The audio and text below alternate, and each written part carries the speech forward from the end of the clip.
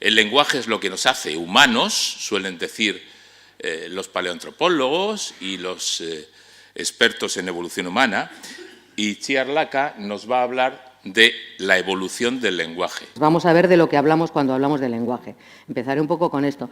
Y lo que os quiero mostrar es que el lenguaje no es una cosa. El lenguaje es un bicho muy grande, os lo podéis imaginar como un rompecabezas. Yo voy a usar dos imágenes en esta charla, un rompecabezas y un velcro, porque creo que las dos nos van a servir. Una moraleja que os podéis llevar a casa muy sencilla es: el lenguaje es mucho más viejo de todo lo que estéis leyendo sobre el origen del lenguaje, a no ser que esté publicado a partir del 2014. Esta figura que veis aquí es Ixtap, la diosa del suicidio de la cultura maya.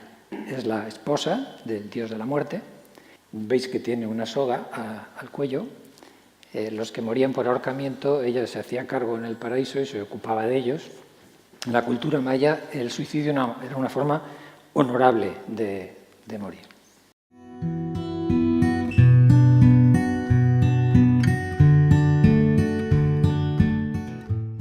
Mi primera pregunta es sobre si toda literatura es de misterio, porque me gustaría primero empezar a hablar del misterio en un sentido amplio.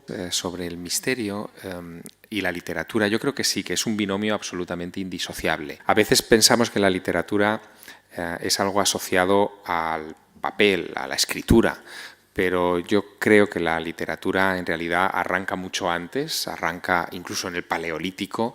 Nuestra pasión por la literatura y sobre todo por el misterio, ¿no? Que es, yo creo, un poco esa raíz de la que veníamos hablando un poco en el avión, ¿no? ¿Verdad? De cómo fueron nuestros inicios.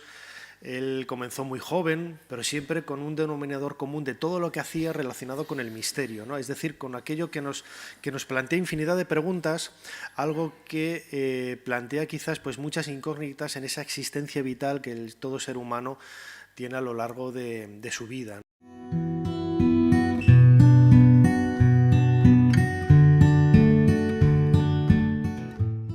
Badaude kasu batzuk antzeman daitezkeenak. Esate baterako, badaude egoera intersexual batzuk ikusi daitezkeenak, kimerikoak direna, ezta? Kaso honetan, hau izango litzateke kaso bat, non zigoto bat edo enbrioi bat XX zen, eta beste bat XY. Bietako bat galdu egin za eta fusionatu egin dira biak. Eta hortik sortuko da, persona bat XXXY dena.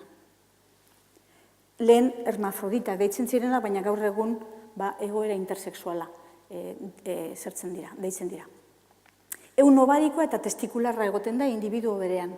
Eta kimerismoaren portzentajearen arabera, ehun horiek izan daitezke gehiago, edo ezaugarri sexual sekundariak izan daitezke gehiago emakumearenak edo gizonarenak.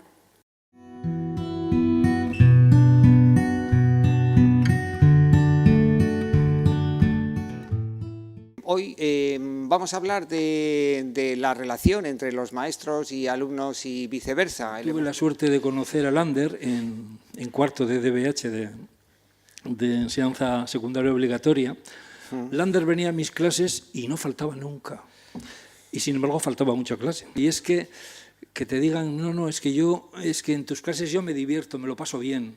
Ese fue uno de esos piropos que te dice un alumno, porque cuando yo iba a empezar la docencia, me dijeron, gente más experta y más veterana, me dijeron, mira, los frutos de lo que hagas aquí no los vas a recoger ahora, se recogen más adelante, un día, o a lo mejor ni se recogen, ¿no? Las clases que me gustaban yo me entregaba mucho porque siempre he pensado que el sistema educativo se ha pervertido, ¿no? Hasta ser un sistema de alienación casi, ¿no? ¿Cómo se puede dar el mismo sistema en una clase a 30 personas que no tienen nada que ver, con 30 aptitudes diferentes y con 30 actitudes diferentes?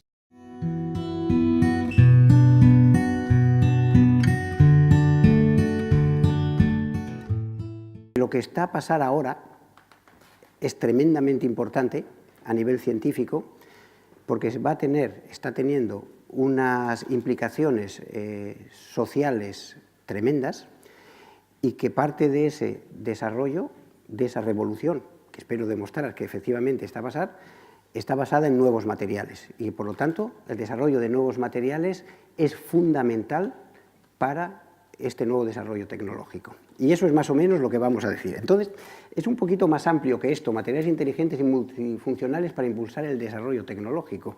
Cuando decimos que lo que está a pasar ahora es una revolución, no es una revolución en el sentido dramático de la palabra, yo diría que es una re-evolución, es una nueva evolución del ser humano sobre el planeta, y eso afecta rigurosamente todas nuestras áreas del conocimiento y del saber.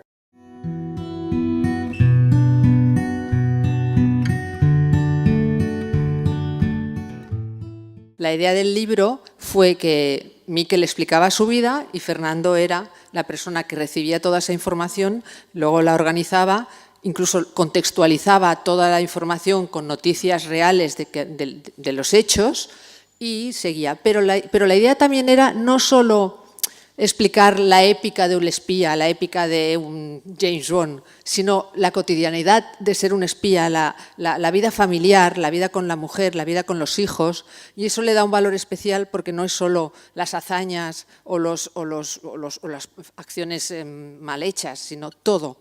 Y esa es la autenticidad del libro. Cuando Miquel Lejarza se infiltra en ETA en el año 1974, yo no había nacido.